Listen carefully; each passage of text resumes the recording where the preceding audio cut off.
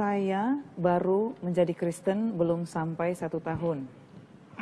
Saya telah mengikuti beberapa khotbah Pendeta Ezra, sangat membantu beberapa penjelasannya mengenai pemahaman Alkitab. Bapak Pendeta, tolong saya untuk memahami firman Tuhan berikut. Apakah orang mati atau roh orang mati masih bisa diinjili? Mengacu pada Yohanes 5 ayat 25 dan 28, 1 Petrus 4 ayat 5 dan 6. Ya, salah satu prinsip penafsiran Alkitab adalah Alkitab menafsirkan Alkitab.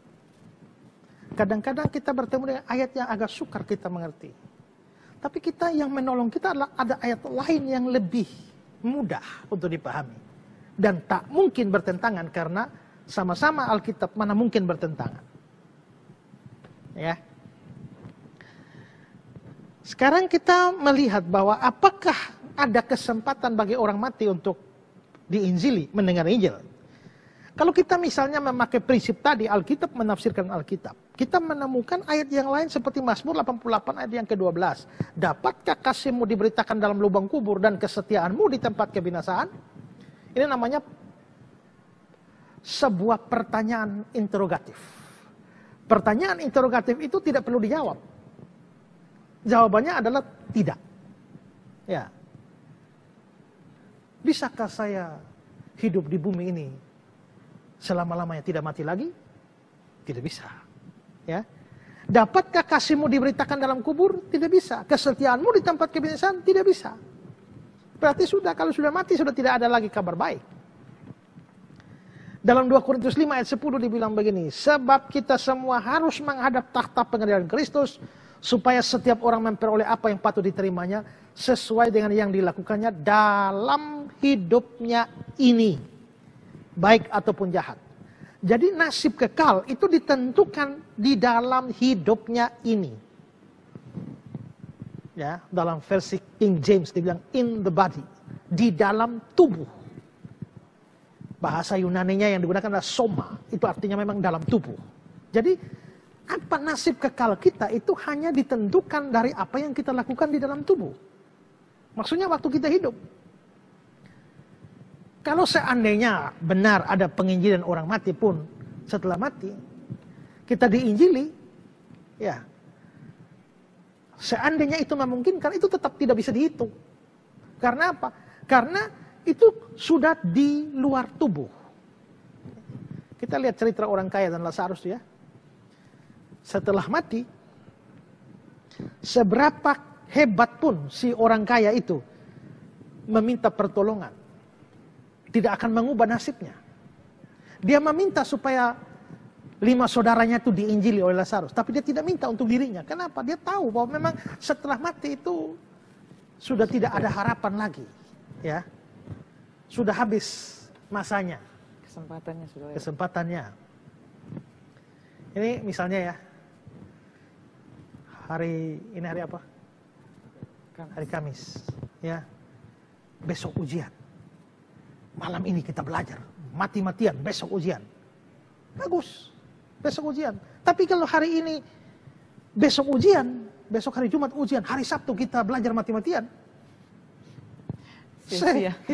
Sehebat-hebatnya kamu belajar, segiat-giatnya kamu belajar, nggak dihitung lagi, ujiannya sudah selesai.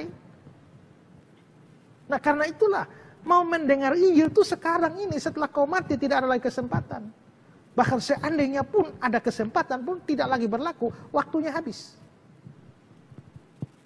Ya, jadi jangan percaya omong kosong bahwa orang mati masih bisa diinjili. Tapi sekarang pertanyaan saudara, bagaimana dengan ayat-ayat Yohanes 5 ayat 25, 28? Saya baca ya. Aku berkata kepadamu, sesungguhnya saatnya akan tiba dan sudah tiba bahwa orang-orang mati akan mendengar suara Anak Allah. Dan mereka yang mendengarnya akan hidup. Janganlah kamu heran akan hal itu, sebab saatnya akan tiba bahwa semua orang yang dalam kuburan akan mendengar suaranya. Orang dalam kuburan memang akan mendengar suaranya Yesus. Tapi ini bukan suara pemberitaan Injil. Ini bukan suara untuk menyerukan pertobatan, bukan. Tapi ini berkonteksnya adalah penghakiman. Mereka dibangkitkan. Suara untuk membangkitkan mereka pada waktu akhir zaman nanti untuk dihakimi. Dari mana tahu? Dari ayat 29-nya, satu ayat setelah itu. Dan mereka yang telah berbuat baik akan keluar dan bangkit untuk hidup yang kekal. Mereka yang telah berbuat jahat akan bangkit untuk dihukum. Dan ini maksudnya mereka dalam kubur mendengar suaranya, bukan suara Injil. Dengar suara untuk bangkit. Lalu masuk pada penghakiman terakhir. Yang mana hakimnya adalah Yesus sendiri. Ya. Terus 1 Petrus 4 ayat 5 dan 6. Tapi mereka harus memberi pertanggungjawab kepada Dia yang telah siap sedia menghakimi orang yang hidup dan mati. Itulah sebabnya maka Injil telah diberitakan juga kepada orang-orang mati. Supaya mereka sama seperti manusia dihakimi secara badani, tapi oleh roh dapat hidup menurut kehendak Allah. Injil telah diberitakan pada orang-orang mati. Nah, ini eksplisit. Apakah itu berarti bahwa memang Injil diberitakan pada orang mati? Tidak. Ya. Injil diberitakan hanya untuk orang hidup. Tapi kenapa kok di situ disebut orang mati? Yang tulis surat ini Petrus. Waktu Petrus menulis surat ini, orang-orangnya sudah mati.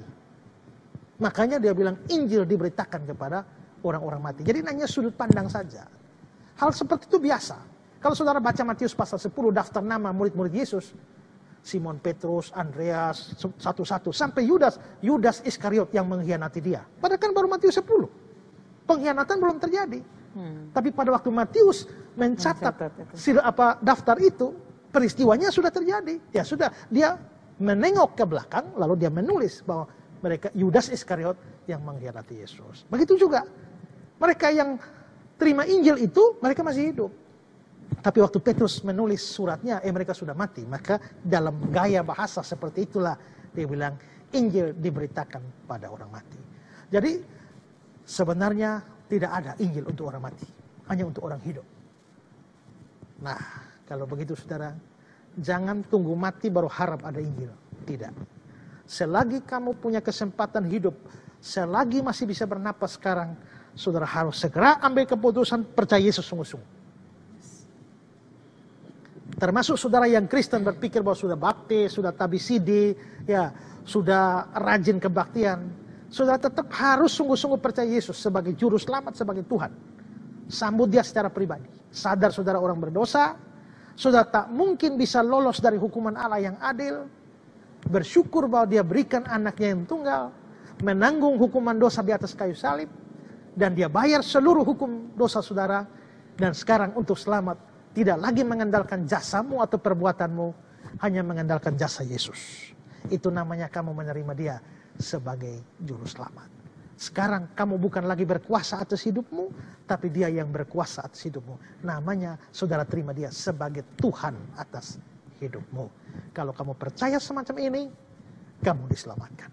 Segera, jangan tunggu mati. Setelah mati, kesempatan tertutup. Kesempatan hanya ada sekarang ini selagi masih bernapas. Ya.